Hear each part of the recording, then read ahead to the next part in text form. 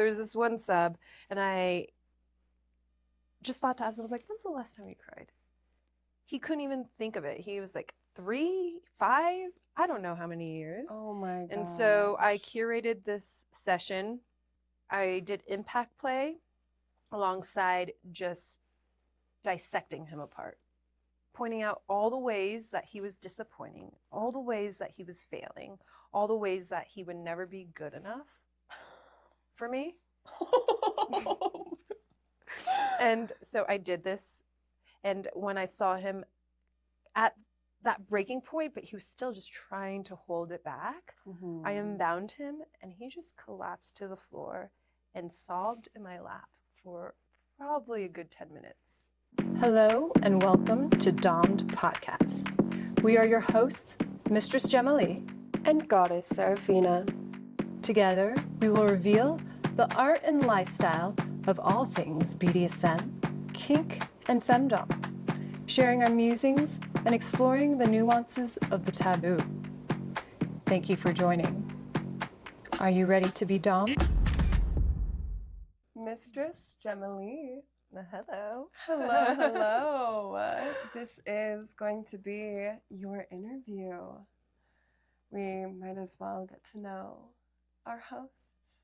And I'm really excited to ask you these questions because I think that, starting this podcast, it was actually, I wasn't even thinking of being in it, and I just wanted your perspectives and views on doming to be out in the world. So I'm very, very excited for this episode. Yeah, I couldn't have thought of a better host when you mentioned it, and I had been considering doing something similar. I was like, well, let's just do it together. Let's explore and learn.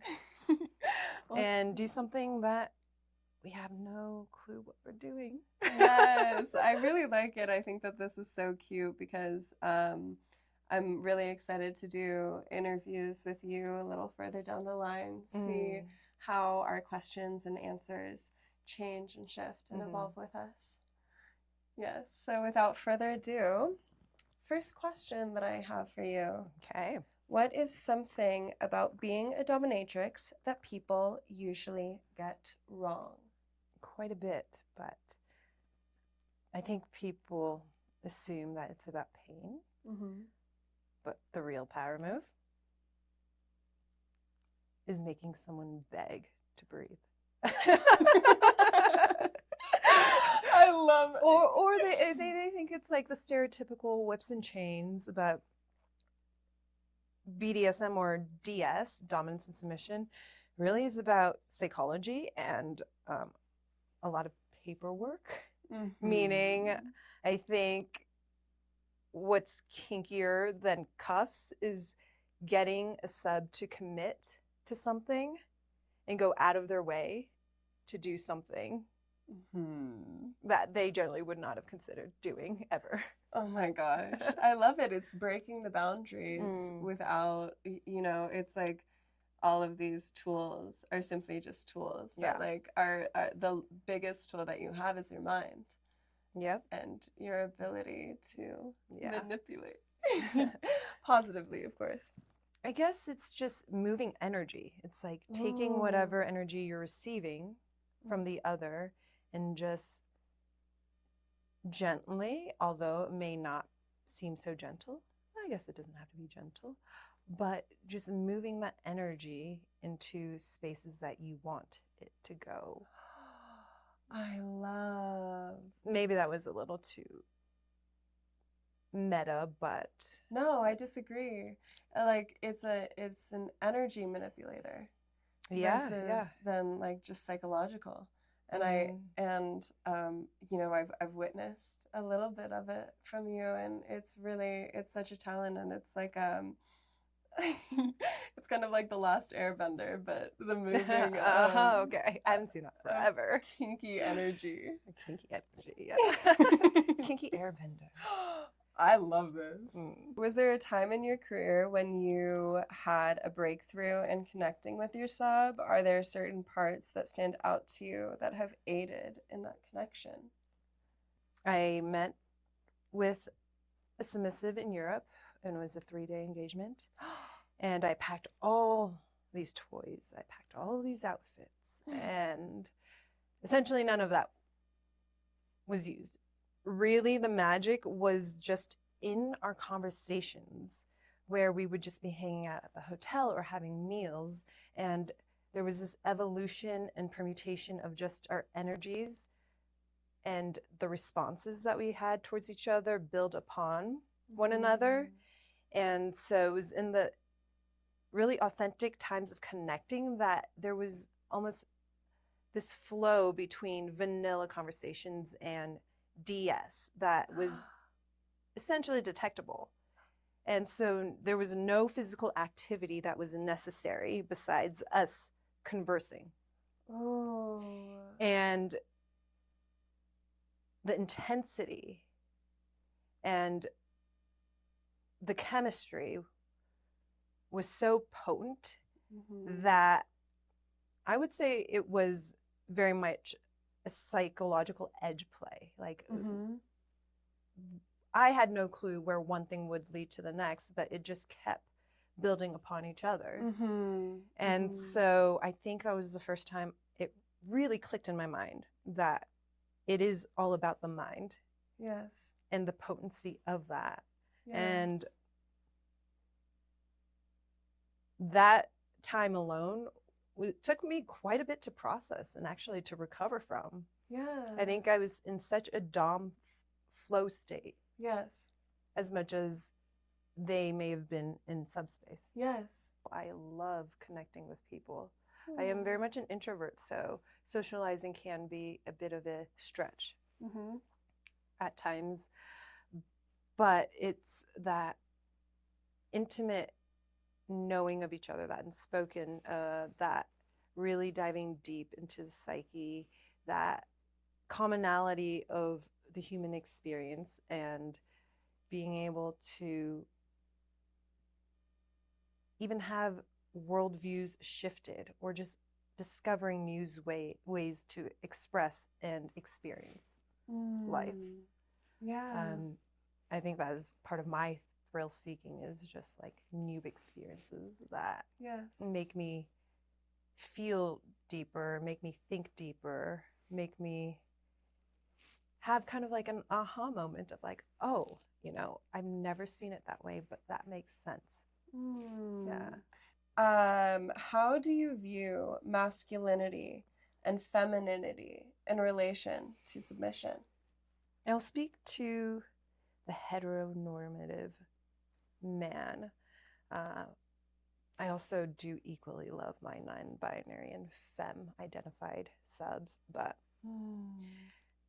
yeah, being a man doesn't mean being masculine necessarily either. Thank you so much for saying this. Yeah, and for me, I think the healthy masculine, yes, I still want the person to retain their natural desires to protect and to provide in their masculinity, but also the healthy masculine creates a container for the feminine to be herself, both in her light and darkness, and create that container so that she could lead with more of maybe her softness, maybe her dictating to take it a little slower, to view things a bit more intently than just doing.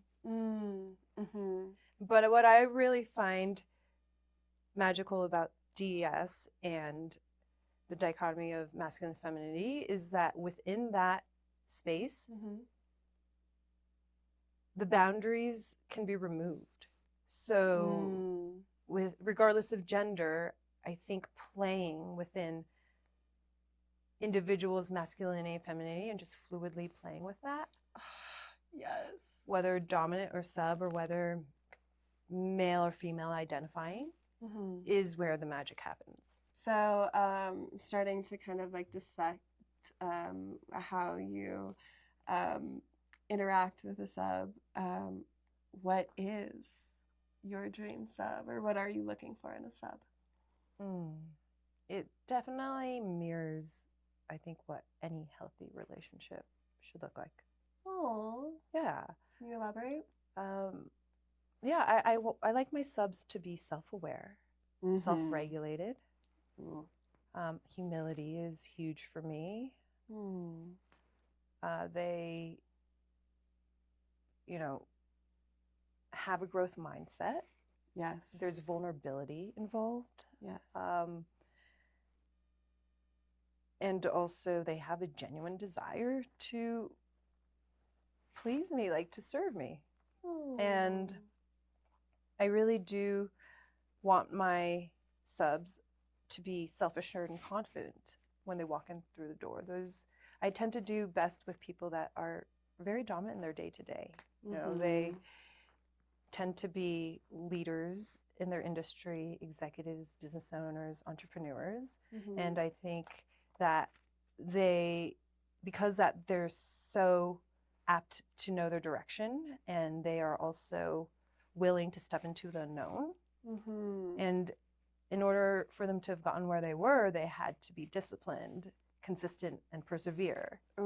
And so just innately having those qualities, I think facilitates a really good ground for creativity, for one. And also for us to create permutations of our dynamic. I like evolution. I like novelty, if that was not very clear earlier. And so continue to explore that. And I think on paper we may look like equals, and that is where we start. But the real turn on is that they choose to submit to me. That every moment there is that choice, and that they are willing to give up their control to my will and to follow what I deem is going to be best in our interest.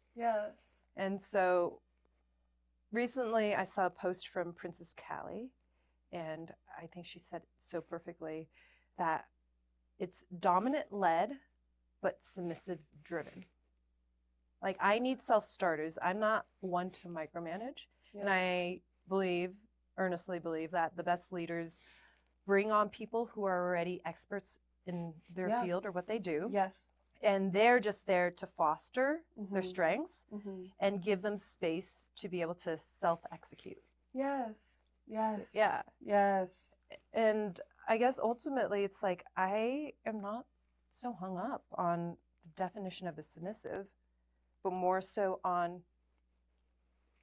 the way and the process that someone submits. So that could look like anything. Yeah. As long as you bring it to me and like we are on the same page. And we see eye to eye on how we want to navigate this. And you fully give me your power. You like to structure your dynamics a bit differently from traditional sessioning. Can you tell me more? Yeah. I think it's moving away from the old school dungeon domination to kind of this new school FemDom that is more about creating a journey and experience that, you know, continues through time. And so my best dynamics are when, you know, I could have a sub that I see pretty regularly, and, you know, the integration of our dynamic then integrates into their daily lives. And I find that naturally as a dominatrix, which I guess I had an inkling that this was I knew this was a direction I wanted, but I wasn't sure if that was actually accessible or something that was desired. Is that I've kind of ended up as a coach at some capacity for subs, for at least the ones that are ongoing and that are more connected in a ongoing, almost daily, if not like. So like a life coach? Yeah, I guess so. I guess it's just like coaching them. Again, it goes back to the growth mindset. For me, like, that is such a big value of mine that I'm always challenging myself, and I'm always striving to be better, Mm-hmm. that I also need that from my subs. Oh my gosh, Like yes. my thing is that if they're not bettering themselves, and if they're not bettering themselves for themselves and for me, in the long run, the sustainability of the dynamic is not going to be there, whether that's physically, mentally, or emotionally. The evolution of self with a sub and getting to share that, I think, absolutely can have so many breakthroughs, Mm-hmm. like you said, for personally and also within the dynamic. That, yeah, like, how on earth are you supposed to create that in a dungeon within 1 hour? That it's something that I really appreciate, and being surrounded by the new age Domme. The new age femdom, New age femdom, Mistress Gemma Li. I do like my subs writing reflections after our sessions. Ooh. And so I find it a way for them to just be able to have a safe space to air out their thoughts and reflect on it. I often tell them, take a few days to process it. And for them to track their journey, and for me to have a better understanding of them. Mm-hmm. And I've sent subs to go take meditation classes and to write a feelings journal. Oh, that's so sweet. I've had subs lose weight. Like, I have a sub that lost 45 plus pounds, and now he's able to do outdoor activities and outperform his friends now that he wasn't capable of doing before. Yeah. I mean, I think he's more fit than I am at this point. I doubt that. I mean, some of the stuff he does is pretty extreme.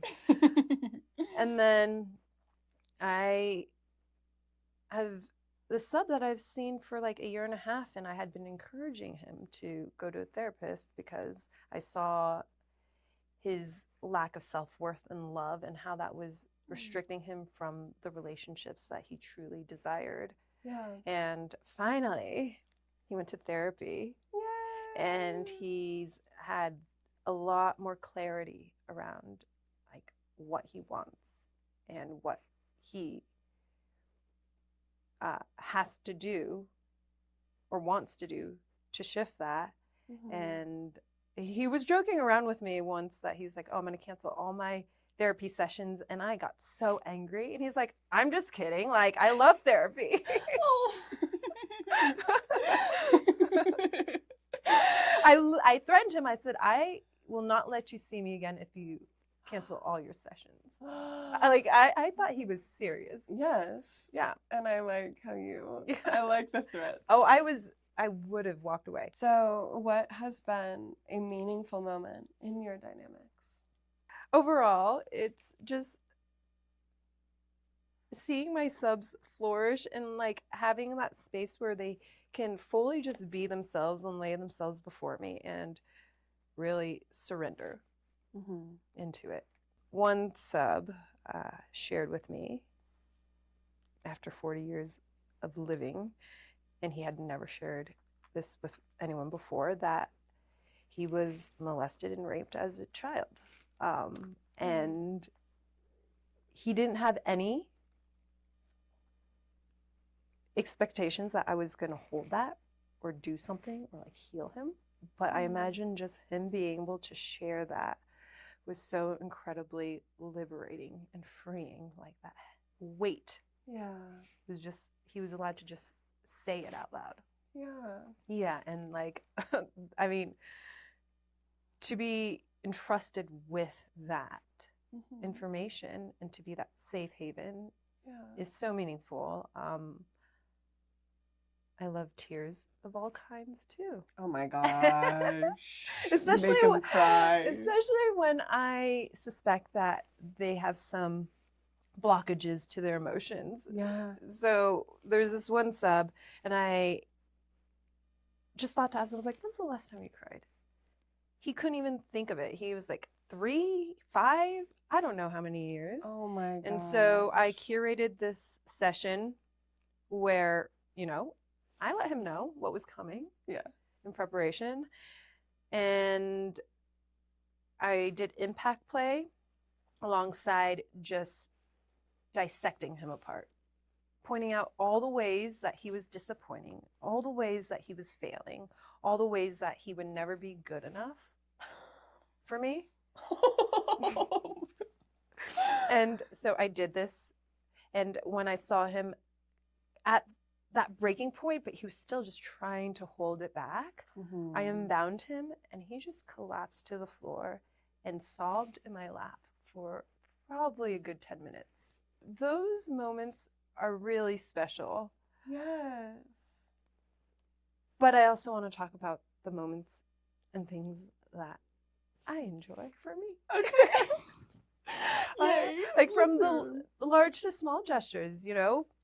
For me, I find it the most meaningful when a sub really supports my dreams and goals. Like they want to invest in my future. They want to help me attain the things that I want in life. And so I've had subs.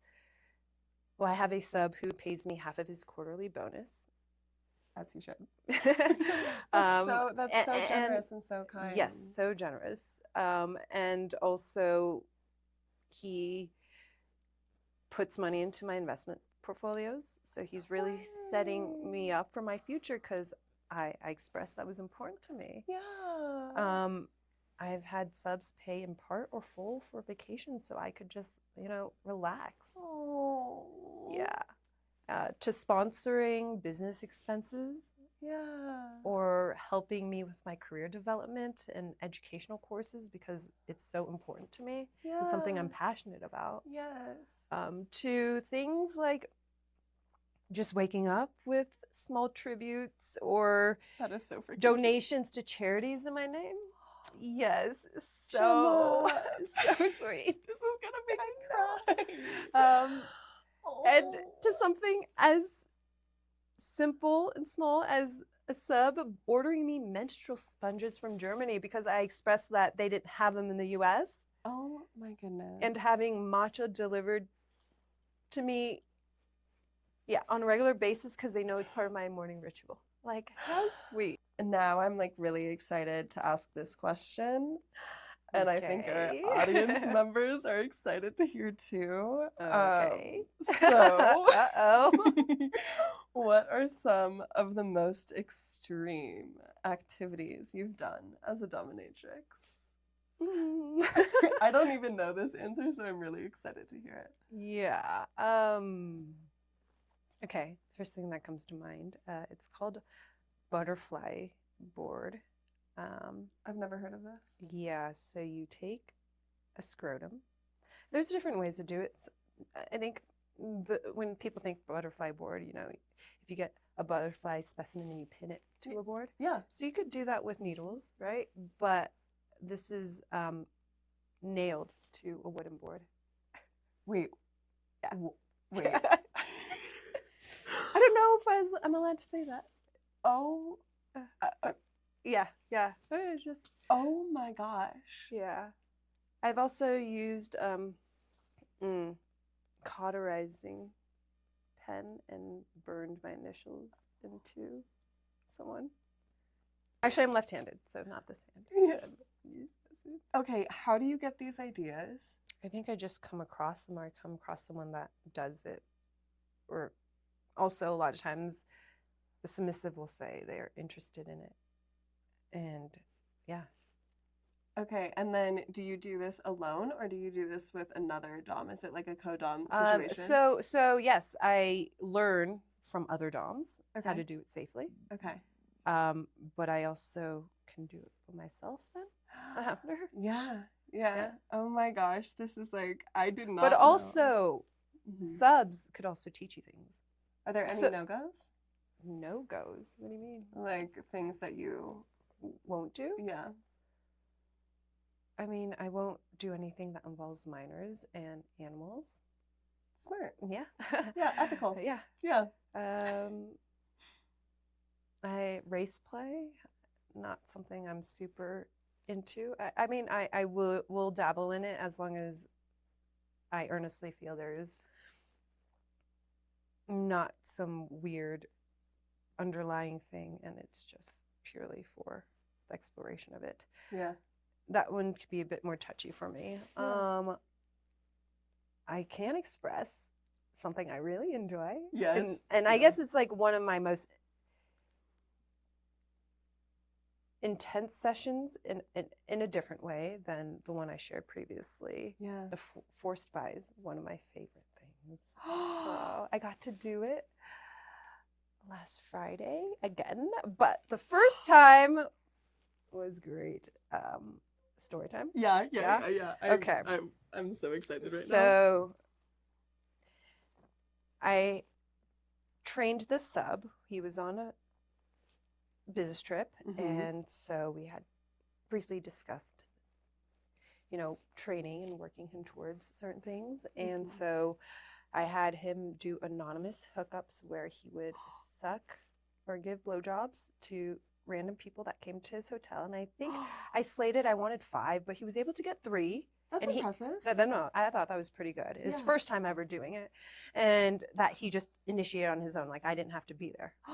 And he did it, and he shared evidence with me with photos and everything. Oh. And so the next time I was in town touring, I just told him, I was like, you're going to book this many hours, and you're just going to show up.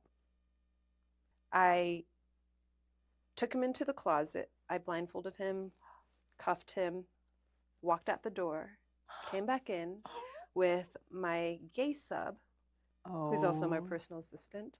And I just shoved it into his mouth while he was blindfolded. Oh my gosh. And to completion, he had to do it to completion. Went back out, grabbed another person. I love you so much. A 70-year-old feminized sub. Oh. So that is so freaking hot. So had them dress up in lingerie. He had to, of course. Yes. Fluff. Yeah. Went back out, grabbed. I freaking love you so much. I don't even know how tall he is. He's like 6'4". Black man. Oh. Submissive too. Oh my gosh. Yeah. So sexy. Yes. Brought him in. And obviously had to do the same. Oh my gosh. Yes. Wash, rinse, and repeat. But then I had them all playing with each other. Oh my god, this is so sexy. But then I had him sit on the floor, and he had to get cuffed by watching, my Gemma. little girl and my bull, but also submissive. Oh my gosh. Get it on. That is so freaking hot. It was perfect. The ending was perfect. Like, they climaxed at the same time and bukkakied all over his face. Oh my god, that is so freaking sexy. Yes. Oh my gosh. Do I wish I was a fly on the wall. And then also what I will call the bull of the session. Yes. He came back to me a month later and came out of the closet. Oh. He's like, I realized that I'm gay. Oh, that's I know, so Gemma, sweet. that is so sweet. So, last but not least, is there a kink that you thought that you'd never try, did, and end up enjoying? And then, if you feel inclined to share, what kink and what was it about that experience that you enjoyed so much? Needle play, because I personally hate needles. Like, I'm fine with blood, but I just can't watch a needle go into me. Yeah. And so I was just like, why would I enjoy doing that to someone else? And then it was at Domme Con, and Miss Ain Patrick, she had a bottom that was really into blood, and she was telling me she was going to do this whole session. And I was like, can I come? Can I just like come and watch? And so she got the clear. I went to the hotel room, watched, and she is quite talented in like the pattern intricacy that she can create with needles on a very small amount of surface. And I was invited to try it out.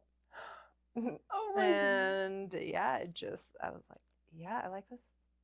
Cool. Oh my gosh.